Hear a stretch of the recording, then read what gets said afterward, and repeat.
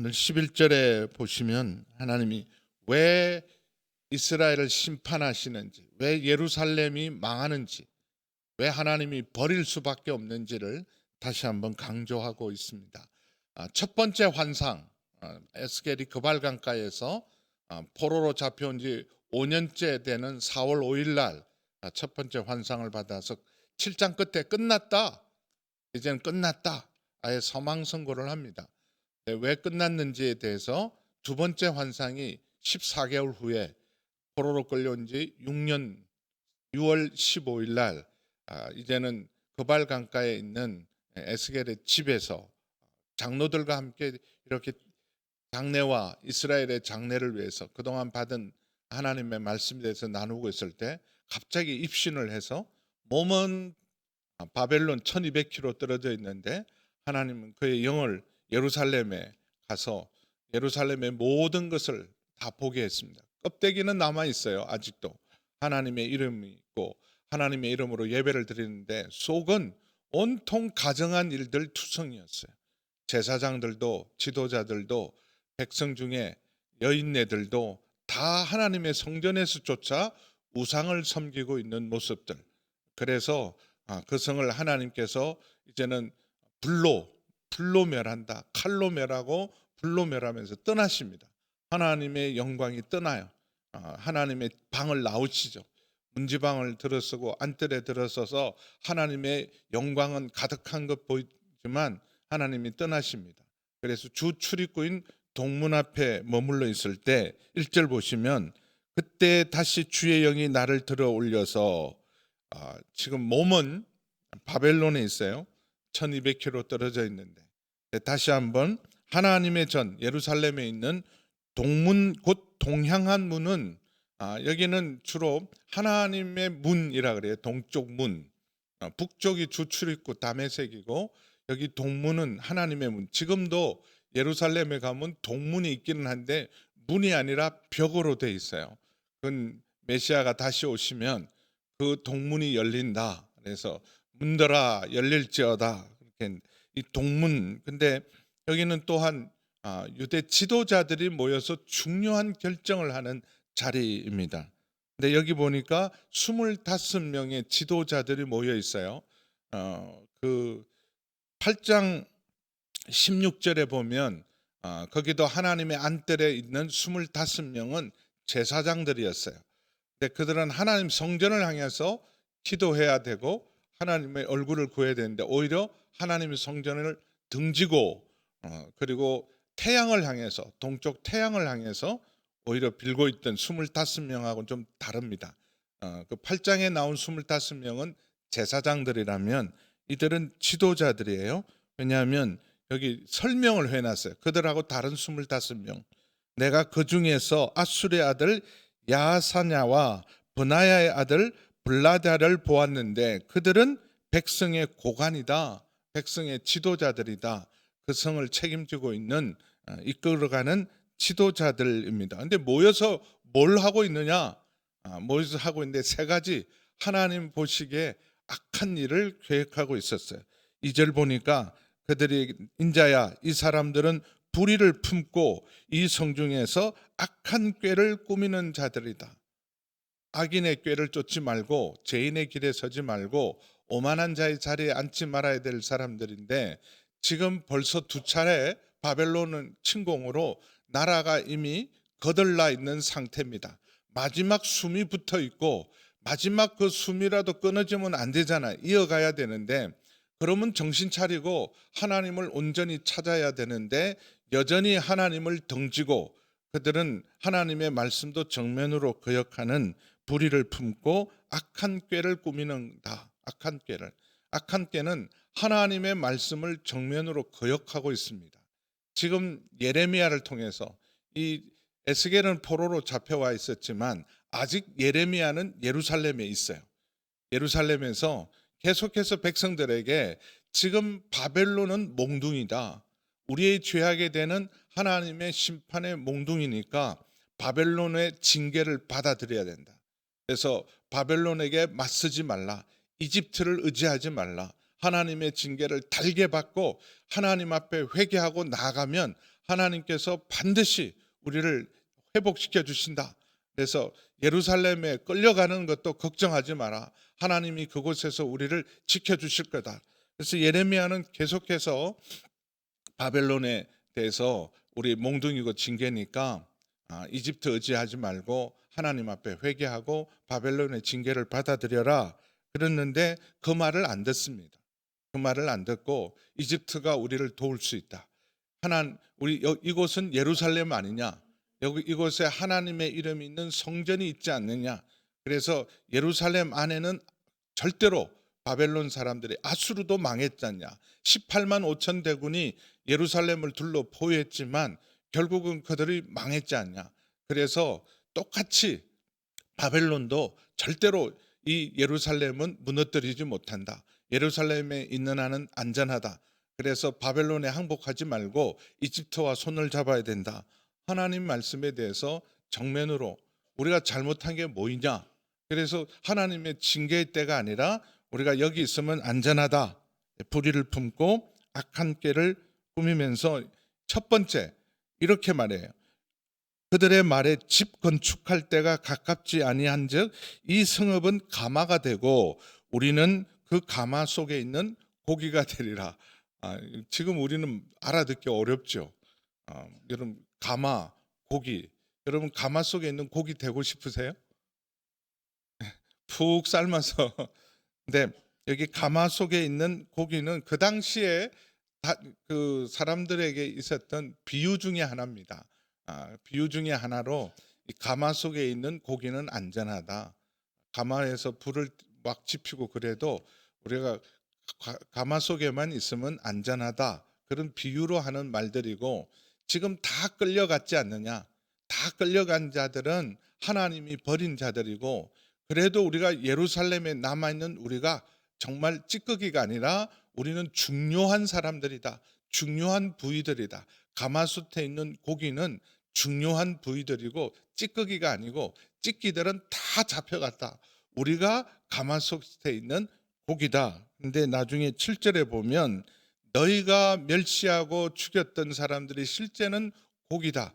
그들이 더 중요한 사람이고 소중한 사람이고 너희가 남아있는 너희들이 찌꺼기 같은 존재들이다. 그래서 이 가마는 예루살렘을 의미하고 예루살렘에 있는 남아있는 자는 안전하고 중요한 사람들이기 때문에 걱정하지 마라. 여기인데 집 건축할 때가 가깝지 않다라는 말은 벌써 1차, 2차에 대해서 바벨론에 의해서 예루살렘이 파괴되어서 그래서 파괴된 것을 재건하고 뭐 지금 우크라이나가 저거 언제 재건할까? 거의 잿더미가 돼 있을 텐데. 근데 저걸 이제 집 건축할 때가 가깝다 이 말은 이제 전쟁이 끝나고 이제는 집을 다시 재건할 때다. 근데 아직은 걱정하지 않아도 된다. 아직은 집 건축할 때가 가깝지 않다라는 말은 아직 안 망한다 이런 뜻도 되고 예레미야 29장 5절을 보겠습니다. 예레미야 이때 지금 살아서 예언을 했던 예레미야가 뭐라고 말했냐 하면 너희는 집을 짓고 거기서 살며 텃밭을 만들고 그 열매를 먹어라. 이거 누구한테 한 말이냐 하면 바벨론의 포로로 잡혀갈 거다. 근데 거기서 당장 우리는 포로로 잡혀가면 수년 내에 빨리 하나님께서 회복시키고 다시 우리 고향 땅으로 돌아갈 것 같지만 70년 동안 여기 포로살이 해야 된다. 그래서 하나님께서 이스라엘 땅 그동안 하나님 말씀을 거역하고 피 흘린 땅, 불의한 땅, 더러워진 땅을 하나님이 묵히고 정화시킬 70년의 시간이 필요하다.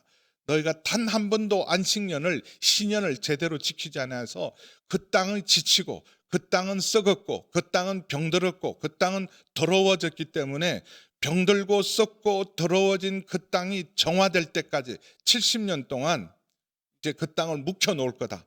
그리고 바벨론 땅에서 이 집을 짓고 그리고 밭을 갈고 일을 하면서 오히려 바벨론을 위해서 기도해라. 바벨론의 평화를 위해서 그래야 너희가 그 땅에서 근심 없이 살다가 70년 후에 땅도 정화되고 그리고 너희도 연단하고 단련해서 그렇게 돼서 너희를 다시 그 땅에 심기울 때까지 집 짓고 바벨론 땅에서 우상 섬기지 말고 다니엘처럼 에스더처럼 그렇게 믿음으로 살아라. 예레미야는 그 말 한 거예요. 근데 그 예레미야 말 거짓 뉴스다. 가짜 뉴스다. 우리가 찌꺼기가 아니고 우리는 중요한 사람들이기 때문에 남겨놓고 예루살렘은 절대로 망하지 않는다. 점령되지 않는다. 그 말을 지금 하고 있습니다. 집 건축할 때가 가깝지 않다. 무슨 바벨론에 가서 집 짓고 살 때냐 이런 뜻도 되고 망하지 않는다. 그래서 폐허로부터 우리가 집 질 때가 아니라 안전하다. 우리는 감하다. 우리는 고기다. 예루살렘은 감하니까 그 속에 있으면 안전하다. 하여튼 여러분 혼란스러울 때 어려울 때 보면 이 가짜 뉴스들이 너무 많아요. 여러분도 좀 정신 차리셔야 돼요. 너무 한쪽만 보고 있으니까 자기 좋아하는 쪽에 무슨 유튜브나 이런 것만 보고 있으니까 자꾸 그쪽으로 쏠려요. 그럼 하나님의 사람들은 분별력을 가지고 이 시대를 본받지 않아야 됩니다.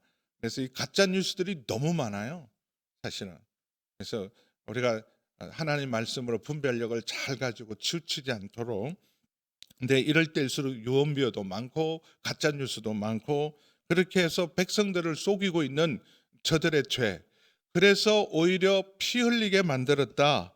그래서 6절에 보시면 너희가 이 성읍에서 많이 죽여 그 거리를 시체로 채웠다. 이미도 지도자들의 타락과 부패와 지도자들의 무능과 악 때문에 수많은 백성들이 이미 1차, 2차 침공 때 포로로 잡혀가고 수많은 사람들이 전쟁으로 죽었지 않냐. 근데 아직도 모자라서 그 안에서 친바벨론파, 친이집트파가 서로 싸워서 친이집트파가 사실은 강성이고 주도권을 잡았어요. 그래서 예레미야 같은 사람은 친바벨론파로 분류를 했어요. 저거 바벨론파다. 바벨론하고 손잡은 사람이다.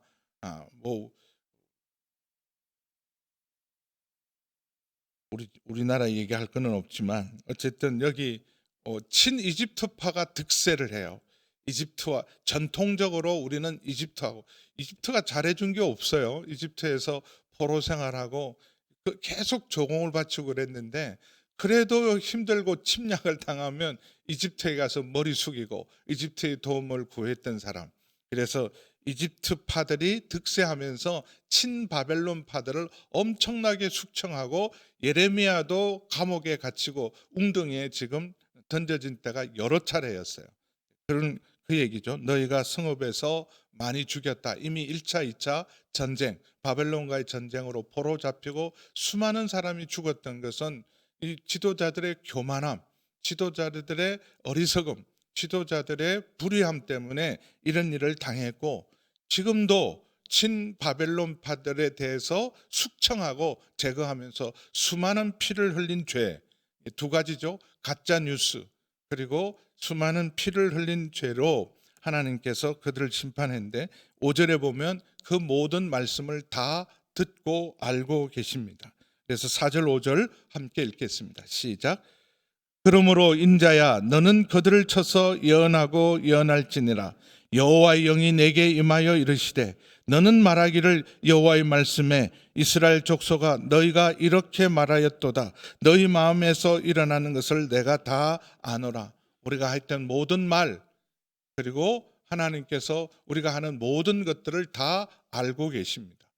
무슨 말을 하고 다니는지 무슨 짓을 하고 다니는지 여러분 사람들 앞에서는 하나님 교회 나와서는 이렇게 다 천사 같은 얼굴을 하고 있고 믿음의 말을 하고 있지만 실제로 무슨 말을 하고 다니는지 어떤 일을 하고 있는지 주님이 다 알고 계신다. 내가 너희 마음에 일어나고 있는 것까지도 내가 다 알고 있다 말씀하고 있습니다. 그러므로 너에게 심판이다. 칼이다.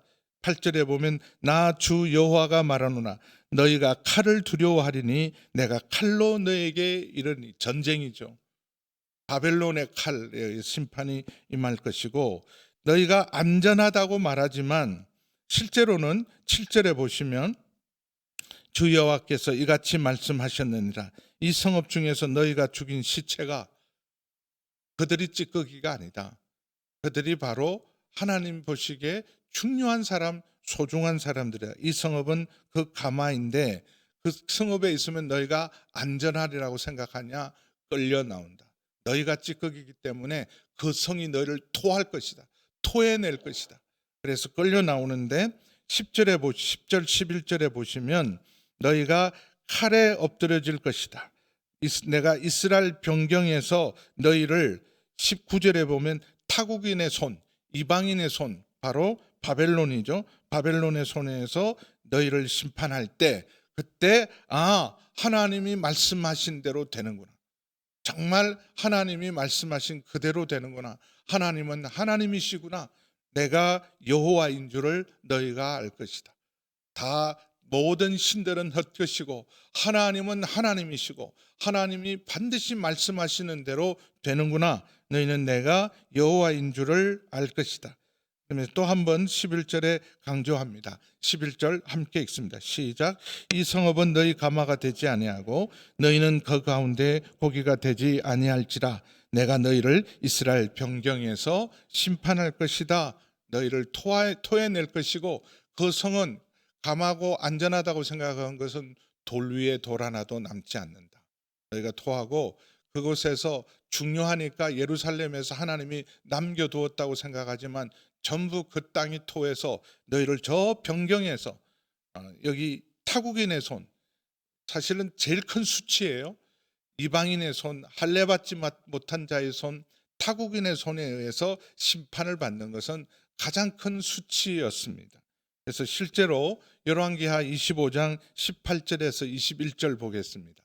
실제로 이제 망해요. 3차에서 다 망하고 다 끌려 나갑니다. 그 성 안에 있던 사람들 다 끌려 나가는데 여기 변경이다 그랬잖아요. 시위대장이 대제사장 스라야와 부제사장인 스바냐와 성전 문지기, 여기 시위대장은 바벨론의 시위대장입니다. 중요한 대제사장, 부제사장, 성전 문지기, 그러니까 시장 같은 사람이죠. 다 잡아가고 19절 또 성중에 사람을 사로잡혔으니 그냥 160명 넘어가 보십니다. 중요한 사람 다 잡혀가요. 19절 또 여기 사람들도 또 잡혀갑니다. 20절 수많은 사람들, 시위대장 느부사라단, 이 사람 바벨론의 시위대장이죠. 그들을 사로잡아 가지고 림나 바벨론 왕에게 나아갔다. 여기 림나 땅은 지금 그러면 다메섹 근처에 있는, 그래서 바벨론 왕은 이스라엘 땅까지 내려오지 않고 그 변방에서 이렇게 진을 치고 군대를 보내서 그래서 그 심판하고 그 자리로 림나 바벨론 왕까지 끌려가서 21절 바벨론 왕이 하맛 땅 림나에서 다 쳐 죽였더라. 이와 같이 유다가 사로잡혀 본토에서 떠났더라. 안전하다. 여기는 감하다. 그래서 절대로 바벨론 사람들이 예루살렘을 넘어서지 못한다 그랬는데 다 파괴되고 다 사로잡히고 변경. 실제로 하나님 말씀 그대로 저 하맛 땅 림나에서, 지금 하맛 땅은 시리아 북쪽입니다. 그곳에서 다 쳐 죽임을 당하고 남아있는 자들로 바벨론의 포로로 잡혀갑니다. 그리고 마지막으로 이들을 심판하셨던 제일 중요한 이유가 12절에 있어요. 우리도 새겨들어야 합니다. 12절 망한 제일 큰 이유가 12절이에요. 첫 번째는 여러분 가짜뉴스, 여기 집 지을 때가 아니다. 우리가 다 고기다. 가마솥에 있는 중요하고 소중한 보호받는 고기다. 이거 가짜뉴스죠. 두 번째는 그들의 권력으로 반대파들을 숙청하고 그들의 불의와 잘못으로 수많은 백성을 희생시킨 죄. 근데 제일 중요한 죄 12절 같이 읽습니다. 시작. 너희는 내가 여호와인 줄을 알리라. 너희가 내 율례를 행하지 아니하며 규례를 지키지 아니하고 너희 사방에 있는 이방인의 규례대로 행하였느냐. 왜 망했는가? 나중에 후손들이 물으면 핵심, 그래서 제일 중요한 교훈이 뭐예요? 그러면 바로 이거예요. 내 율례를 행하지 않고 내 규례를 지키지 않았다. 하나님의 말씀을 무시하고 아예 하나님의 말씀은 다 제껴놓고 세상 방법대로 살았던 것, 이방인의 규례대로는 이방인의 방식대로 세상 따라 살다가 하나님 말씀을 버리고 세상 방식으로 세상대로 살다가 망했다. 이게 제일 중요한 교훈이에요. 그래서 로마서 12장 2절에도 너희는 이 세대를 본받지 말라. 이 세대의 풍조, 이 세대의 가치관, 이 세대에 사는 사람들의 삶의 방식을 따르지 말아야 되는데 우리가 정말 다릅니까? 구별돼 있어요. 아이들 키우는 때 아이들에게 심어주는 가치관이 하나님 경외하는 것이 제일 중요하다. 무엇보다도 하나님 앞에 예배하는 일이 중요하다. 하나님 의지하고 살아야 된다. 그게 아니라 좋은 대학 가는 게 더 중요해. 대학 가서 교회 다시 나가도 돼. 근데 대학 가서 여러분 다시 교회 나가는 애들이 우리 한 20% 되는 애들이요. 대학 가면 3%밖에 남지 않습니다. 우리가 아이들에게 뭘 심어주고 뭘 가르치고 있는가? 시집장가 가는 기준이 다릅니까? 시집장가 가는 기준이 다를까요? 저는 지금도 계속 말씀드려요. 여러분 자꾸 자식들에게 지시잖아요. 교회에서 결혼해라. 근데 자녀들을 못 이기시더라고. 예식장에서 할 거야. 근데 뭐 예식장도 좋으면 좋겠는데 복잡하잖아요. 막 저는 예식장에 가서 할 때마다 맨날 하는 게 40분에 끝내주셔야 돼요. 시작하자마자 와서 하는 말이 전부 그래요. 40분에 빨리. 요즘은 뭐 주례도 없잖아요. 주례도 안 하고 우리 목사님들이 가시는데 가서 기도라도 해주세요 하는 사람도 별로 없고 시집장가 가는 기준이 우리가 안 믿는 사람의 기준하고 뭐가 다른가? 우리의 살아가는 삶의 방식과 가치관이 우리가 시간을 쓰고 돈을 쓰고 인간관계를 맺어가는 것이 세상 사람들과 뭐가 다른가? 달라야 되잖아요. 구별돼야 되잖아요. 이 세대를 본받지 말고 마음에 날마다 변화를 받아서 하나님의 선하시고 온전하시는 기뻐하시는 뜻을 잘 분별해서 그리고 우리가 하나님이 기뻐하는 우리 삶의 전체를 하나님 앞에 산제사로 드려야 세상을 이길 수 있습니다. 그런데 여기도 내 율례대로 행하지 않고 내 규례를 지키지 않는다. 이거는 예배 때나 쓰는 말씀이지. 세상에서는 이대로 살면 안 된다. 세상에는 다 세상 방식이 있다. 그렇게 살아가면서 오히려 너희 사방에 있는 이방인의 규례대로 음란하듯이 카피하고 모방하고 따라가려고 애썼다. 복 있는 사람은 악인의 꾀를 좇지 않는다. 하나님 없이 자기 지혜로 자기께로 세상 지혜로 살아가는 것 악인의 꾀다. 죄인의 길이다. 오만한 자의 자리다. 복 있는 사람 주야로 하나님의 말씀을 묵상하고 오늘도 우리를 인도하시는 선한 목자 되신 주님의 뜻이 가장 생명의 길이요 진리의 길이요 구원의 길이요 복된 길임을 믿고 오늘도 한 말씀만 하옵소서. 그 말씀대로 살겠습니다. 큐티하는 이유가 그거 아니에요? 하나님도 오늘도 주의 말씀을 따르겠습니다. 한 말씀만 해주세요. 그 길을 따라가겠습니다. 복 있는 사람은 여호와의 말씀을 주야로 묵상하며 여러분 그 묵상한 대로 살아가면 물가에 심은 나무처럼 시절을 쫓아 열매를 맺습니다. 다윗이 3000년 전에 선포한 것이 진리가 아니었다면 이게 성경이겠습니까? 그런데도 우리는 열심히 세상 따라갑니다. 그래서 망했다. 너희가 그러므로 망했다.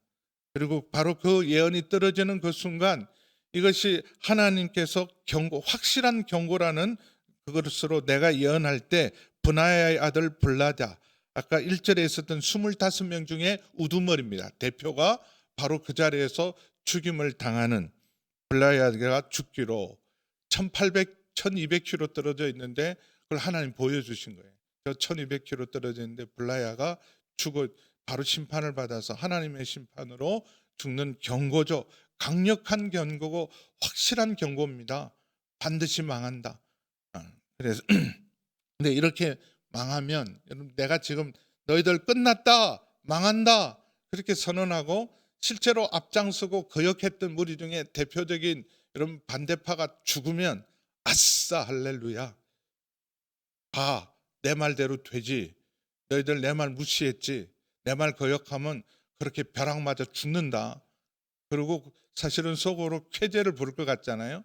근데 지금 말은 강력하게 끝났다, 심판의 날이다, 망한다, 돌이켜야 한다 그렇게 말하지만 이렇게 죽을 때 탄식하여 부르짖어요. 블라야가 죽으면 좋아해야 돼요. 거 봐라, 내 말 안 듣더니 꼴 좋다. 하나님의 말씀을 거역하고 주의 종의 말씀을 거역하면 바로 벼락 맞는 거야. 이럴 것 같잖아요. 절대로 안 그래요. 엎드려 큰 소리로 부르짖어 이르되 오호라 주 여호와여 이스라엘의 남은 자를 다 멸절하고자 하십니까? 이 사람 한 사람 하나님이 딱 이런 심판은 하나님 말씀이 반드시 이루어지는 확실한 보증이죠. 심판이 시작되었다. 그럴 때 하나님 앞에 하나님 하실 일을 하십시오 그러지 않았어요. 중보하고 매달립니다. 하나님 이러다가 남은 자까지 다 죽습니다. 애통하고 오호라 탄식하고 중보하고 있습니다. 이게 정말 하나님의 사람의 마음이죠. 악인이 멸망하여 죽는 것을 하나님이 기뻐하지 않습니다. 다 돌이켜 회개하기를 원합니다. 예루살렘에 향해서 불의 심판이 임한다. 하나님의 수레바퀴에서 불을 꺼내서 던질 때 탄식하며 엎드립니다. 똑같이 9장에서도 9장 8절에서도 탄식합니다. 하나님 이스라엘의 남은 자를 다 멸하시려고. 이러다가 우리 씨도 남지 않겠습니다. 아무도 남지 않겠습니다. 하나님의 언약이 다 하나님 아버지 무효가 되는 일이 있으면 안 됩니다. 예, 강력하게 심판을 선언했지만 자기 동족 하나님의 백성을 사랑하는 마음. 그래서 누가 사실은요 가서 강력하게 경고하고 또 교훈하고 너 그러다가 큰일 나 그럴 때 그 사람을 사랑하는 마음, 그를 정말 위하는 마음이 있는지 확인해 봐야 돼요. 너 죽어라 그러고 가서 말하는 게 아니라 너 이제 고집 부리다가 이러다가 너 망한다, 거 봐라 망했다 잘 됐다 그 말하는 게 아니에요. 그렇게 강력하게 경고하고 듣지 않아서 망하는 것에 대해서 애통함이 있는 사람, 그것이 진정 하나님의 사람들입니다. 그래서 우리 지금 사실은 에스겔을 통해서 하나님이 이렇게 강력한 심판을 전하지만 지금 에스겔이 이렇게 엎드려서 부르짖어 오호라 주 여호와여 이스라엘의 남은 자를 다 멸절하고 하십니까? 이 마음이 사실 주님의 마음이고 하나님의 사람의 마음인 줄 믿습니다. 누구를 향해서 충고하고 또 때로는 책망을 하지만 책망하는 마음속에 사랑이 더 커야 돼요. 저도 조심합니다. 내 안에 이런 충고도 하고 때로는 책망도 할 때 내 안에 사랑이 있는가? 정말 긍휼한 마음이 있는가? 혹시 교만한 마음으로 그를 미워하는 마음으로 그럼 저를 싫어하는 마음으로 내가 책망하고 있지는 않는가? 늘 자신을 뒤돌아봐. 하나님의 사람들은 우리가 하나님의 말씀은 담대하게 선포해야 돼요. 회개를 선포해야 됩니다. 죄악에 대해서, 불의에 대해서, 거짓에 대해서 담대하게 책망해야 합니다. 그러나 그들을 향해서 우리 중심에는 사랑으로 하나님의 마음을 품고 주님 앞에 나가는 중보자 되시기를 우리 주님의 이름으로 축원합니다. 기도하겠습니다.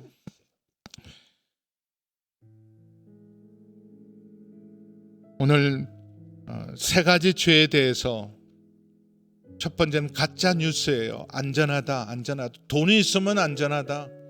난 돈 있으니까, 나는 권력이 있으니까, 나는 좋은 집에 있으니까 안전하다. 절대 그렇지 않습니다. 그리고 불의하고 악하고, 그럼 이렇게 음란하고 악하고 불의하면 절대로 여러분 괜찮지 않아요. 아무 문제가 없지 않습니다. 그런 수많은 피 흘림이 있고 징계와 심판이 있음을 우리 가슴을 찢고 회개해야 됩니다. 제일 중요하게 우리가 오늘 회개하고 결단해야 될 말씀은 바로 이 말씀입니다. 하나님, 복 있는 사람으로 살게 하여 주옵소서. 하나님 말씀대로 규례를 지키게 하여 주옵소서. 이 세대를 본받지 말게 하시고 이방인의 규례대로 세상 방식대로 세상 사람들이 가는 길로 가지 않고 주의 말씀을 따르게 하여 주셔서 하나님 살아계심을 하나님 증거하는 증인의 삶을 살아가는 저희 모두가 되게 하여 주옵소서. 회개하는 마음을 더하여 주시고 겸손한 마음을 더하여 주시고 순종하는 마음을 더하여 주옵소서. 우리 주의 이름을 부르고 함께 기도합니다. 주여. 아버지 하나님, 주님, 하나님 아버지, 저희 안에 회개하는 마음을 더하여 주시옵소서.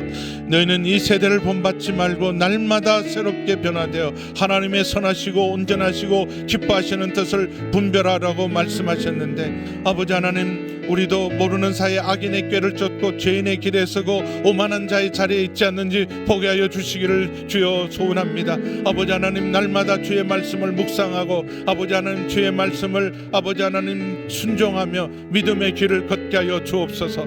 아버지 하나님, 의의 길을 걷게 하시고 주님과 동행하게 하시고 이 세대를 본받지 않도록 도우시고 역사하여 주시기를 주여 소원합니다. 아버지 하나님, 주님, 저희 마음에 주님의 마음을 더하여 주옵소서. 아버지 하나님, 주님, 겸손하게 하시고 긍휼한 마음을 더하여 주시고 입으로는 담대하게 하나님의 말씀을 선포하지만 죄인을 사랑하셨던 주의 마음, 아무도 멸망치 않고 다 회개하여 살기를 원하는 주님의 안타까운 마음을 품게 하여 주셔서 저희 안에 무례한 마음이 없게 하시고 교만한 마음이 없게 하시고 미움과 아버지 하나님 독한 하나님 시기가 없게 하여 주시고 하나님 긍휼과 사랑과 자비함으로 아버지 하나님 주님 증인의 삶을 살아가는 저희 모두가 되게 하여 주옵소서.